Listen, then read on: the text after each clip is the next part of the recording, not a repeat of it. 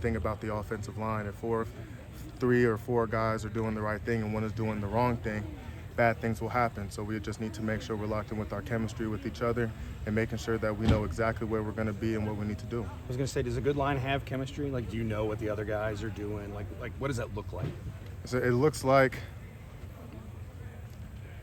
I believe the stats speak for themselves when we have a good offensive line. You know, I feel like when there's a close chemistry with the offensive line, everything else just plays in part because I know what the guy at the left and the right of me is going to do. Kenneth, you're one of a rare commodity. Your Kentucky player knows what it takes to beat Florida, unlike some guys in the past. What kind of confidence do you guys take from that? We're very confident, you know. We're confident in our team, but we're mostly confident in our preparation.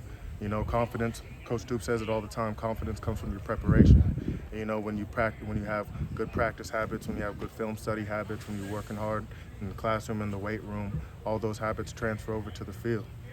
And was camp frustrating for you? I mean, we talk about the cohesion that so many offensive linemen were out and weren't able to play with each other. Just what was that process like for you getting back?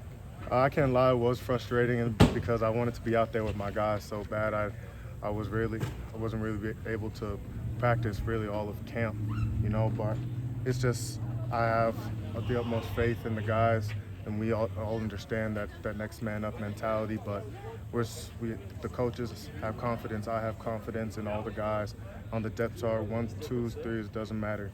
They're here because Coach Stoops, Coach Yenzer, and the rest of the coaches believe that they have the ability and they have what it takes to be successful in the SEC and on the big blue wall, so it doesn't matter. What were you telling Jagger during that process? It seems like you played really well while you were out, just encouraging and teaching him. What were your kind of lessons there? My lesson, listening to him, was just to have fun. Play football. At the end of the day, football is football, you know. Don't overthink it, don't overanalyze it. Just go out there, do what you're supposed to do. The coaches wouldn't put you out there if they didn't think you had what it takes.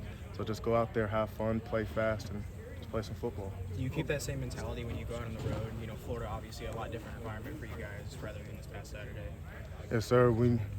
The biggest thing is not to worry about the crowd noise, because if you're worrying about the crowd, you're not worrying about what's on the field. At the end of the day, like I said, football is football. We have to be able to lock in on our assignments no matter where we're at if we want to get to where we want to get to. Coach Stoops oftentimes earlier in the press conference Saturday said that communication was the thing you guys were going to focus on. How well do you and Jagger communicate on that left side together? Oh, this was our first time together over on the left side, but I believe we communicated well. You know, it's just about continuing to establish that chemistry.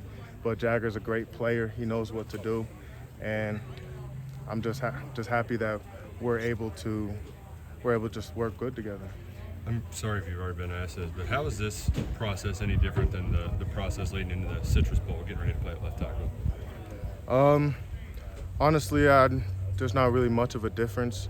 You know, it's just about focusing on your assignment, focusing on your technique, and just focusing on what the team requires.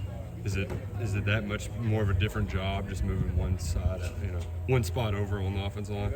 One of the great things about this offense is that either if you're a tackle, guard, our center, our combinations are our combinations.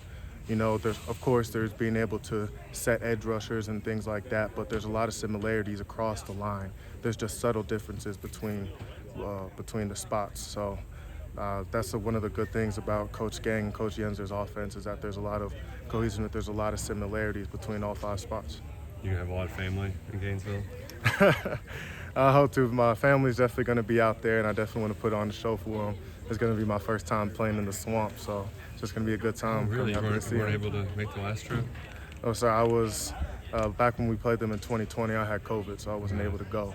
And it was my redshirt freshman year when we went in 2018, so this is going to be my first time in the swamp as well.